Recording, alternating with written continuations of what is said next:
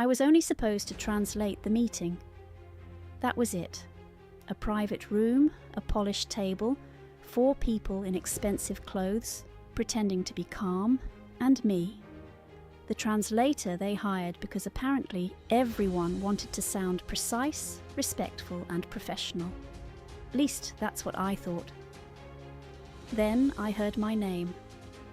Not in English, not in the official conversation, not in the tone people use when they think you're part of the room. No, I heard it in the kind of low, careless voice people use when they've already decided you're invisible. And that was the moment I understood something that would ruin the rest of the night. I wasn't there to help them communicate. I was there to help them bury the truth. My name is Eleanor. I've worked as a translator for 7 years, mostly private business meetings, legal consultations, cross-border negotiations, the kind of rooms where everyone smiles too carefully and every word is worth money. People think translation is about vocabulary. It isn't. It's about pressure, tone, what someone says when they want to be understood, and what they say when they don't. That night I'd been booked for what looked like a straightforward meeting between a European investor, his legal advisor, and a founder named Marianne, who was looking for capital to scale her beauty company into new markets. The meeting was held in a private hotel dining room, one of those quiet, expensive places where everything is designed to make conflict look tasteful. Marianne was sharp, self-contained, and visibly tired in the way founders get when they've been carrying too much for too long. Victor, the investor, had the kind of warmth that usually means danger in expensive rooms, and Laurent, his advisor, barely smiled at all. We sat, water was poured, menus were touched and ignored, and within 5 minutes I understood that nobody had really come there to eat.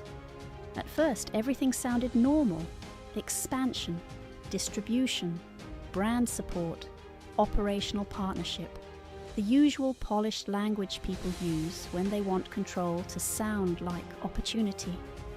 Marianne asked direct questions. Victor answered with confidence. Laurent answered with specifics. And I noticed something I'd seen before. Every time Marianne asked a direct question, Victor answered with warmth. But every time she asked for specifics, Laurent answered instead. That split matters. In rooms like that, the friendly person sells the future. The quiet person controls the trap. Laurent slid the document slightly closer and began speaking to Victor in French. Not fast, not even softly enough to hide it, just softly enough to signal they had decided the room belonged to them. She still thinks she'll keep approval authority after 6 months. Victor barely looked down at the paper. Let her, by then it won't matter. I kept my face neutral. A translator's face is part of the job. You learn early that surprise is expensive. Marianne was still reviewing the page in front of her, trusting the pauses between statements, trusting the silence, trusting me to carry meaning cleanly from one side of the table to the other. Then Laurent said my name, not to me, about me. Does Eleanor understand? Victor gave the smallest smile. She understands what she's paid to understand. Marianne looked up then and asked, in English, whether the clause they were discussing affected her final approval rights. Victor turned toward her with the same smooth calm he'd used all night. Nothing that would interfere with your leadership in the short term. In the short term. That phrase landed heavier than it should have. Then Laurent added, in French again, almost lazily, until the trigger is activated. Victor answered, she'll never see it coming. For 1 second, I forgot to breathe. Now it wasn't just tone. It wasn't just arrogance. It wasn't just 2 men underestimating the person across from them. It was a plan. They were offering Marianne a deal that sounded collaborative while quietly building in a mechanism to strip her control after the paperwork was signed. Not immediately. That would be too obvious. Later, after the money landed, after the public announcement, after the part where it would be expensive, humiliating, and nearly impossible for her to unwind it.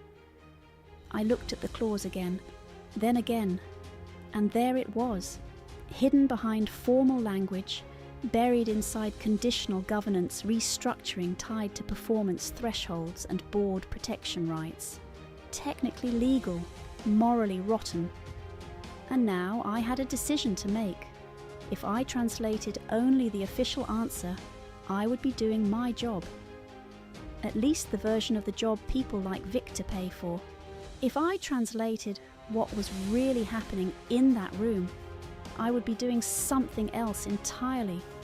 People think translators carry words from one person to another, but sometimes what we really carry is intent, and intent is where betrayal lives. Marianne looked at me and asked very calmly, "Could you translate that last part again?" I looked at Victor, then at Laurent, then back at Marianne. And I made the decision that probably cost me those clients forever.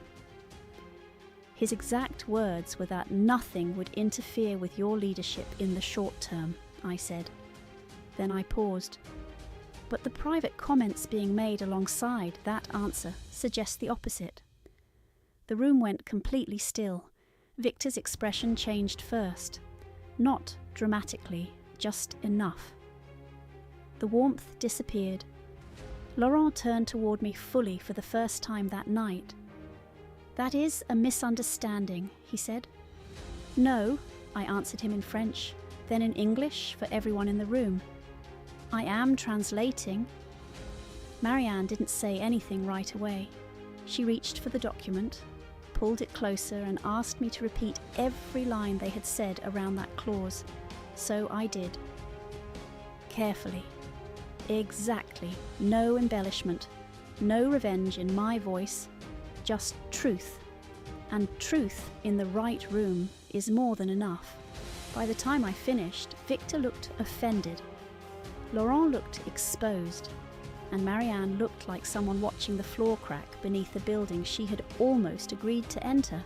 She read the clause herself, then asked one question. "If I signed this tonight, when would I actually lose control?" Laurent answered this time in English. "Under certain performance conditions, governance would be restructured for investor protection," which was a clean way of saying, "when it's too late." Marianne closed the document, looked at both of them and said, "I think we're done." Nobody argued after that. Not really. The meeting ended with the kind of polite coldness that only exists when educated people are trying not to say something ugly in public. As Marianne stood to leave, she looked at me once and said, "Thank you for telling me the truth." I nodded, but I didn't trust myself to say much. The adrenaline didn't hit me fully until I was alone in the hallway. That's the part people never talk about. Not the brave decision in the moment, the quiet shaking that comes after. The part where you realize integrity always sounds noble before it sends you home with fewer options than you had an hour earlier. 3 months later, Marianne emailed me. She had the agreement reviewed independently. The clause meant exactly what I thought it meant. The investment structure would have given them a clean path to remove her authority once the business crossed the thresholds they had privately discussed. She thanked me again. Said she walked away from the deal. Said she kept the company. I never worked with Victor or Laurent again. And that was fine. Because betrayal doesn't always sound cruel. Sometimes it sounds polished. Sometimes it arrives in a tailored jacket, across a candle-lit table, wrapped in strategic language and patient smiles. And if you don't understand the space between what was said and what was meant, you can lose everything while believing you're being respected. That's the thing people get wrong about translators. We don't just hear words, we hear pressure, evasion, contempt, fear. The tiny fractures in a sentence that reveal what someone is really trying to do. A translator doesn't just hear words, she hears what people are trying to get away with. If you want more stories about betrayal, hidden meaning, and the truth buried inside polite conversation, this is only the beginning.